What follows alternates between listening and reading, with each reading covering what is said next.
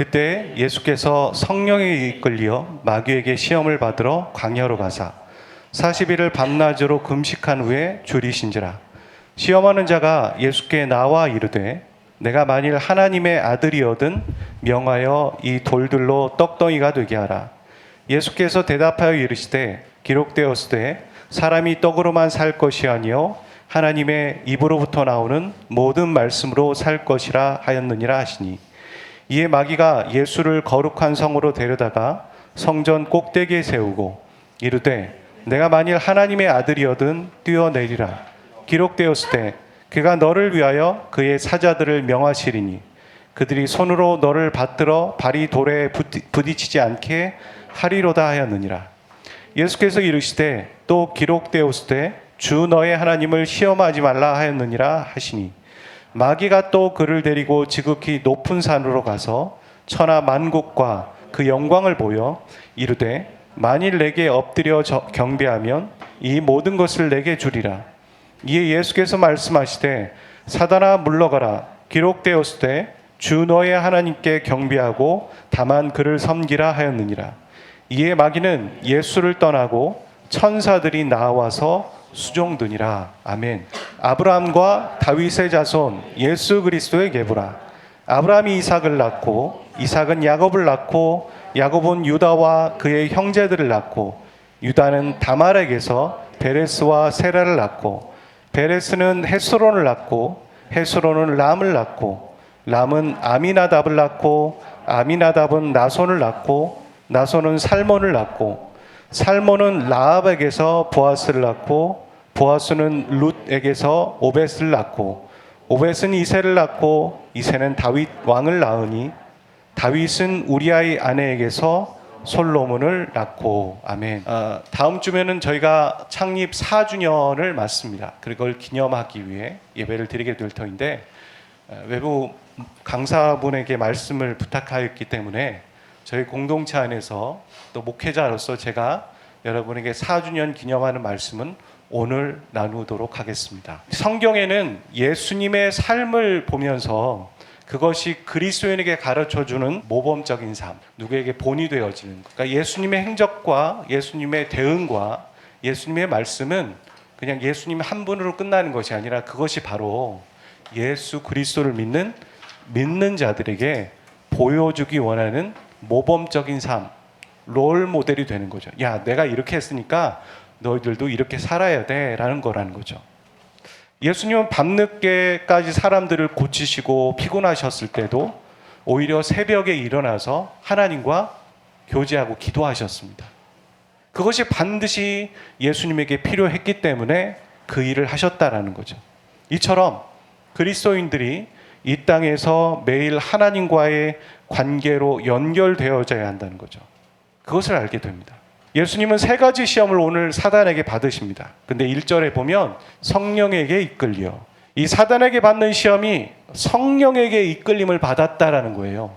그냥 사단이 예수님을 시험한 게 아니라 마귀가 예수님을 시험할 때 그것을 성령께서는 막지 않으셨다라는 얘기죠. 막지 않으셨습니다. 이유가 있는 거죠. 그러니까 예수님에게 허락된 것이지만 그게 바로 그리스도인에게 모범적인 삶을 보여주기 위한 그런 성령의 의도가 있는 거죠. 야, 예수가 이렇게 시험 받는 것처럼 너희들도 시험 받는 거야. 그리고 예수님이 그렇게 시험을 이겨내는 것처럼 우리도 그 시험을 이겨내야 하는 거야 라는 모범적인 삶을 보여주기 위해 성령께서 의도하신 거죠. 사단이 예수님을 시험하는데 첫 번째 시험은 돌을 떡으로 만들어 보라는 거예요. 40일을 금식하고 내려오는 예수님이 얼마나 허기가 지셨을까요? 우리도 금식해 본 적이 있지 않습니까? 금식해 보면 막 먹을 게 다 생각나잖아요. 그런 것처럼 사단은 돌을 떡으로 만들어 보라는 거예요. 이게 우리처럼 돌을 떡으로 만들어 볼 수 있는 능력이 없는 우리에겐 무의미한 거예요. 하지만 그런 능력을 갖고 있는 분에게는 이게 유혹인 거죠. 이렇게 생각해 보면 사단은 상대방의 능력을 알고 있어요. 그리고 그의 가장 필요하면서도 가장 결핍되는 걸 알고 있다는 말이에요. 그리고 그것에 비집고 들어오는 겁니다. 오늘 우리에게 필요한 게 있죠. 가장 필요한 거. 가장 우선순위가 되는 거. 그렇지만 가장 결핍이 되는 것. 그게 물질일 수도 있어요. 혹은 가족일 수도 있고, 그게 사랑일 수도 있어요. 그게 필요하지만, 근데 결핍되어 있죠. 근데 사단도 그걸 알고 그걸 비집고 들어와서 우리를 공략하는 거죠. 그리고 예수님은 구약의 말씀을 인용하여서 사단을 물리칩니다. 사람이 떡으로만 살 것이 아니요. 사람이 떡으로만 살 것이 아니요. 하나님의 말씀으로 살 것이다. 오늘날 우리의 한국 사회로 비춰보면 뭡니까? 사람이 밥으로만 살 것이 아니요. 혹은 사람이 샐러드로만 살 것이 아니요. 하나님의 말씀으로 살 것이다. 이렇게 구약의 말씀을 인용하여서 사단을 물리칩니다. 우리가 에베소서 말씀에 구원의 투구와 성령의 검, 곧 하나님의 말씀을 가지라. 성령의 검이에요. 검은 찌르는 거예요. 공격 무기이고. 근데 예수님은 말씀을 찾지 않으셨어요. 물론 예수님이 말씀이시지만 말씀을 외워서 선포하셨단 말이에요. 우리가 기도할 때 또 영적인 싸움을 할 때 말씀을 찾는 게 아니라 말씀을 외워서 선포하는 거죠. 우리가 그것이 필요하다는 겁니다. 사단은 두 번째 시험에서 예수님을 성전 꼭대기에 세워놓고 뛰어내려 보라 이렇게 시험하는 거죠. 뛰어내리면 하나님이 너를 보호해 줄 거다. 하나님을 시험해 보라 이 말이에요. 이것도 성전에서 떨어져서 다치고 죽을 수 있는 우리에겐 시험이 아니지만 예수님에게는 시험이에요. 그런데 여기서 사단은 구약의 말씀을 인용해서 시험을 하고 있습니다. 6절을 보면 이렇게 말해요. 이르되 내가 만일 하나님의 아들이어든 뛰어내리라. 기록되었을 때 그가 너를 위하여 그의 사자를 명하시리니 그의 손으로 너를 받들어 발이 돌에 부딪히지 않게 하리로다 하였느니라. 예수님께서 여러분 첫 번째 유혹에서 이렇게 말씀하셨죠. 사단에게 사람이 떡으로만 살 것이 아니요 하나님의 말씀으로 살 것이다. 그러니까 사단은 보란 듯이 당신이 떡으로만이 아니라 말씀으로 산다고 했죠. 자 보세요. 말씀에 이렇게 나와 있잖아요. 라고 얘기하면서 역으로 사단도 구약의 말씀을 인용해서 예수님을 유혹하고 있습니다. 그런데 예수님은 유혹에 넘어가지 않았죠. 사단이 인용한 말씀이 하나님의 말씀이긴 하지만 그것이 아니라는 걸 알았어요. 이 상황에서. 예수님의 분별력, 저를 보십시오. 예수님의 분별력. 오늘 우리에게 똑같이 모범적인 삶처럼 우리에게도 그 분별력이 필요하다는 거예요. 심지어 사단이 하나님의 말씀을 인용한다고 할지라도 그건 아니지 라는 분별력을 어떻게 예수님은 갖고 계셨을까? 그걸 우리가 얘기하고 싶은 거예요. 사단은 이렇게 말하는 겁니다. 예수님에게. 야, 말씀으로 살지 말고 육으로 살아. 그리고 하나님을 시험해봐.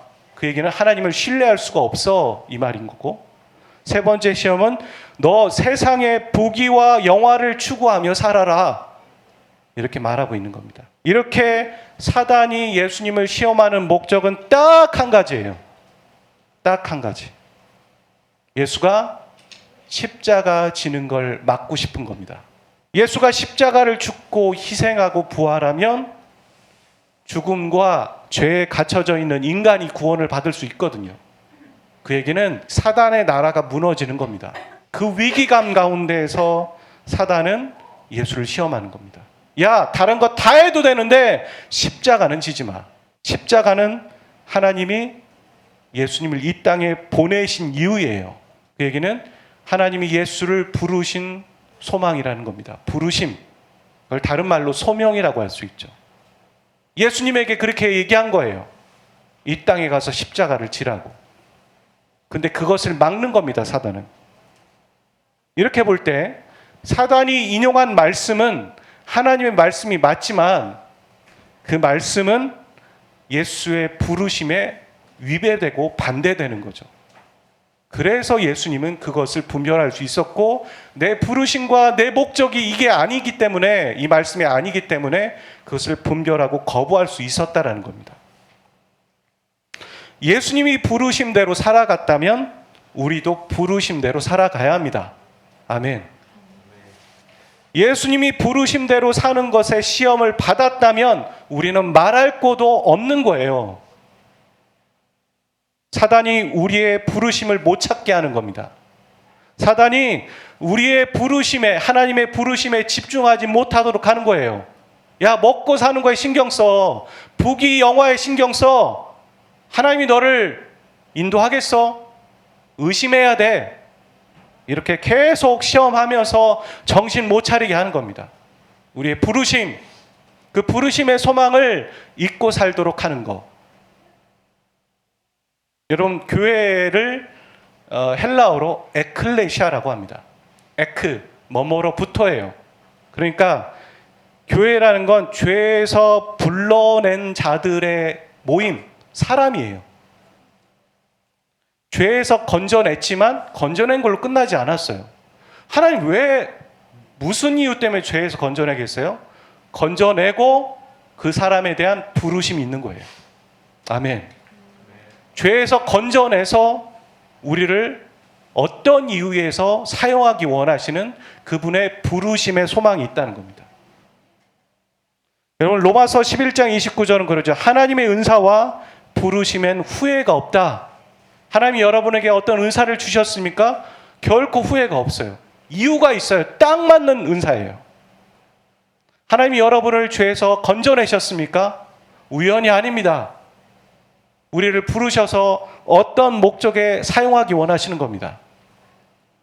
여러분, 검정 볼펜이 있고 빨간 볼펜이 있고 파란 볼펜이 있잖아요. 각각의 용도가 있어요. 검정 볼펜이 빨간 볼펜의 역할을 할 수 없는 것처럼 필요한 겁니다. 이런 것처럼 우리 각자를 부르시는 목적이 있다라는 거예요. 여러분, 그러면 질문해 보겠습니다. 여러분을 부르신 하나님의 목적은 무엇입니까? 그것을 발견하셨습니까? 우리는 그것을 발견하기 위해 살아가고 기도해야 합니다. 저는 부르심을 다 알아요. 이렇게 말할 수 있는 사람은 한 명도 없습니다. 그 부르심을 향해 가는 거예요. 제가 목회자가 됐어도 목회자가 됐기 때문에 부르심의 목적이 끝난 게 아니라 그 안에서 또 부르심의 목적이 있어요. 이 베델교회를 향한 부르심의 목적을 제가 발견하고 각 사람의 또 저를 향한 부르심이 있다라는 겁니다.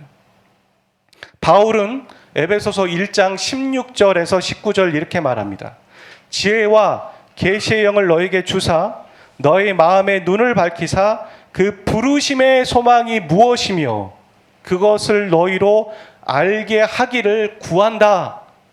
바울은 자신이 개척한 에베소 교회 성도들을 향해서 이렇게 편지 씁니다. 내가 매일매일 너희들을 위해 기도한다.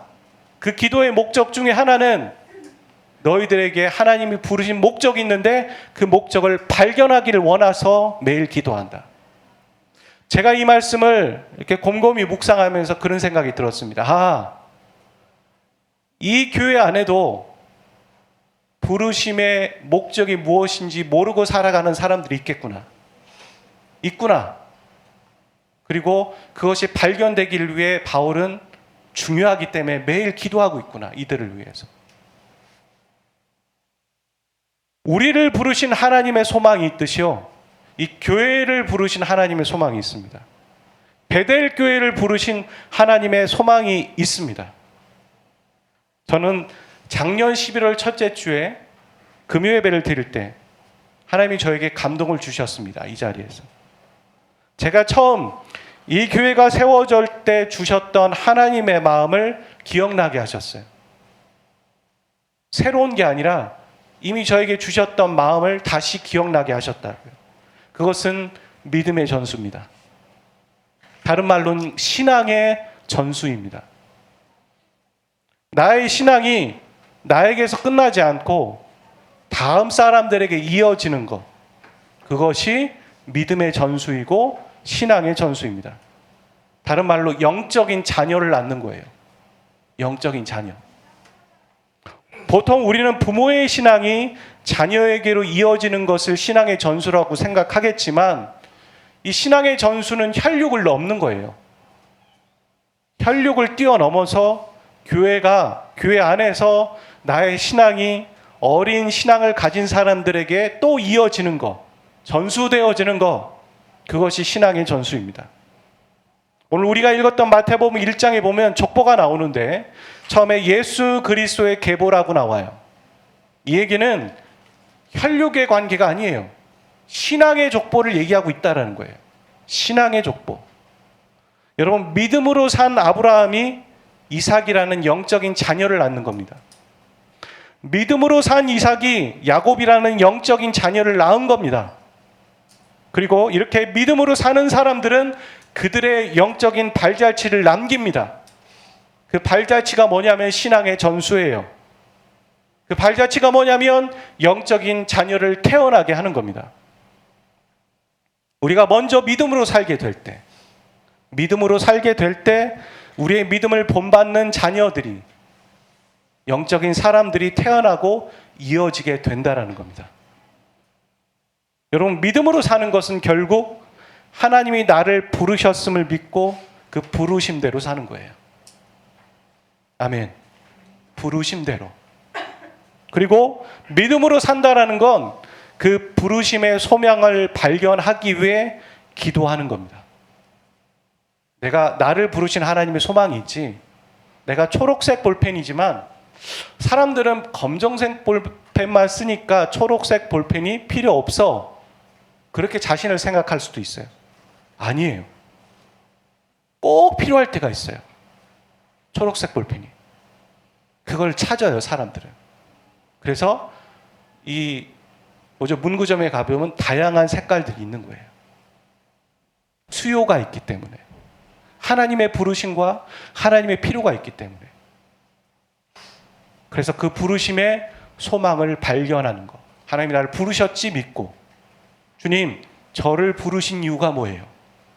에클레시아, 죄에서 부르셔서 어디에 사용하기 원하세요?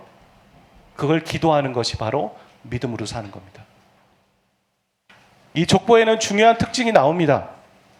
보통 남자의 후손들이기 때문에 남자가 남자를 낳고 이렇게 나와요. 아브라함이 이삭을 낳고 이렇게 표현하는 거죠. 그런데 굳이 저 노란색에 보면 유다는 다말에게서 이렇게 표현해요.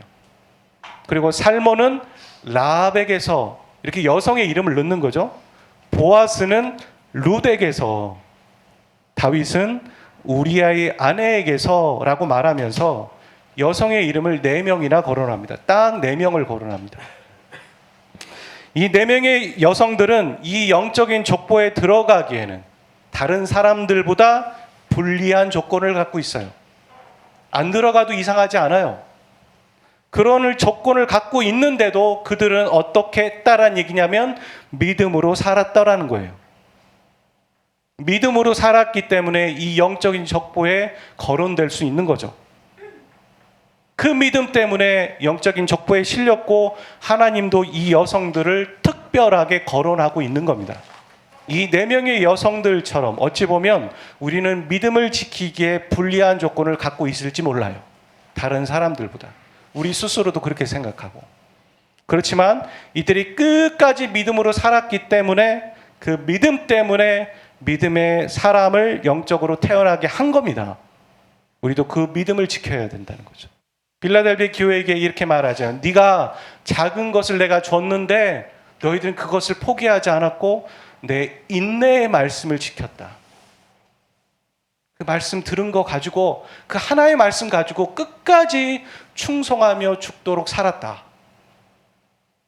그러는 것처럼 이들이 그렇게 살았기 때문에 이 영적인 족보에 있는 것처럼 이 4주년을 맞이하면서 우리에게 필요한 것은 무엇인가? 우리를 부르신 부르심이 있다는 거예요. 그리고 그 부르심을 찾아야 하고, 부르심을 찾은 자는 다 찾은 게 아니기 때문에 부르심을 향해 계속 가야 하는 겁니다. 다듬어 가야 하는 거죠. 동시에 그 부르심을, 그 목적을 희미하게 하고 분산시키기 위한 영적인 공격이 있다는 겁니다.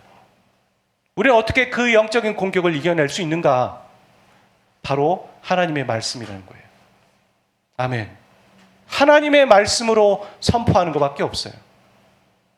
내 의가 아니라, 내 배경으로 이겨내는 것이 아니라 내 뒷배인 하나님을 의지하는 것.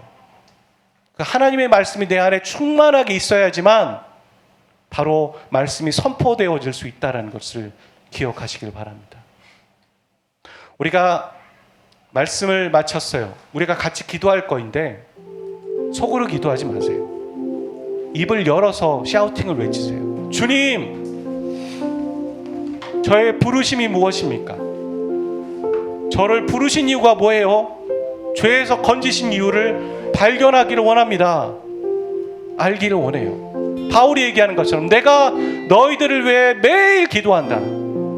지혜와 계시의 영을 주사 성령께서 해주시는 거예요. 성령님, 성령을 충만을 구하는 거죠. 그래서 저의 부르심이 무엇인지 알게 해주세요. 성령님. 그렇게 외치시는 기도를 했으면 좋겠어요. 혹시 옆에 사람이 의식되세요? 거리를 두고 기도하세요. 자리를 옮겨서 기도하시는 거예요. 내 기도 소리가 다른 사람 들리는 게 좀 신경 쓰이면, 하지만 외쳐서 기도하세요. 주물주물 속 안에 머물지 마세요. 외치세요. 주님! 외치세요. 우리 함께 같이 찬양하고 찬양하면서 기도했으면 좋겠습니다.